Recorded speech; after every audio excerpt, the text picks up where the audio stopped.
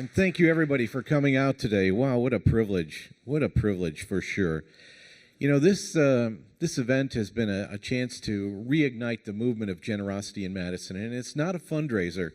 But before I share a few thoughts, I want to just remind you that there's a card here that you're probably given, and it just talks a little bit about the program this morning. And then on the flip side, we'd really appreciate it if you just fill out your name and your organization and just a little of the details about you, so we have your contact information and we can follow up with you and just keep you in the loop of what's going on, because these are exciting days for sure. And you know, from my long broadcasting career, you want to do things in such a way that people are engaged, they're interested, and there's not a whole lot that I could add this morning that would be better than what you've already heard. You heard the powerful stories from these various ministries, a couple of donors that support the effort, and so much has been going on to provide what God's people need for this area through the Madison Christian Giving Fund. As we gather this morning, I believe it's not by accident that you and I are here. We just sense this being a God-ordained moment, whether it's the great folks here at the Upper House that are hosting it, or the wonderful folks on the Generosity Council that put all the details together. Every little detail is just, I've come to grips with the fact that if it's important to us, it's important to God. And it doesn't matter whether if it's the gluten-free muffins that my wife and daughter need or whatever it is, God cares. In my new role with the Madison Christian Generosity Council and the National Christian Foundation of Wisconsin, I just sense that these are exciting, unique times. We're living in a day like has never been seen before. The pandemic, the different things that we're hearing in the news every day, the way we've had to adjust things, our schedules.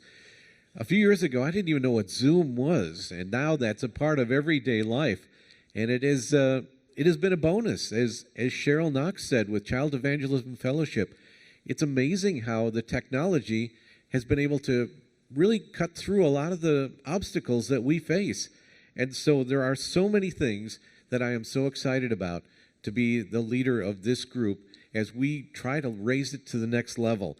And I think that, as we contribute to the community through our spiritual, financial, and practical success involvement in these ministries, it's just so important to keep that in mind.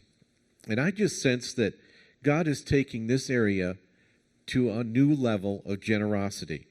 And so I am so proud to be a part of this organization. I'm so proud to be its leader. I'm so proud to call you friends. So many of you in this room I have known for years. And I think it's just amazing how God has navigated all those paths together. So let me just remind you that we do need a few areas of volunteer support. First of all and foremost, we need your prayer. Prayer for us that we'll be mindful of what God is leading us to do, that God will put the organizations, the people of philanthropy in front of us, but even more importantly, that we'll be able to pray and just capture what God has for a vision for this area.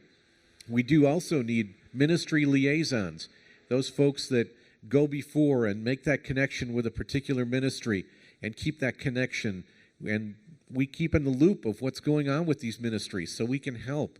We can know how to pray for them. We can even network with other resources that they might need. And also, we could use some people who are savvy in social media. That is such a big thing. And I've been in radio and television for many years, but social media kind of takes it to a whole new level because people can just on demand get little snippets of things. And so to have someone to help us with that, along with the great people we already have, Diane Hansen, you do such a great job for us. So thank you for what you do.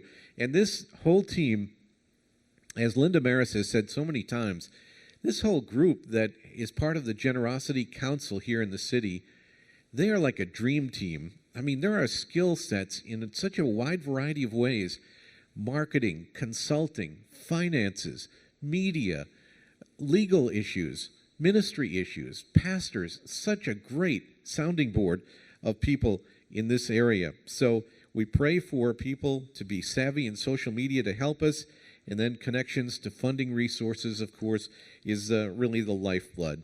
So once again, I encourage you to fill out this card and to prayerfully consider us as you make your devotional time for the way that God is going to continue to work and just have His glory shown and showing Himself strong in this community.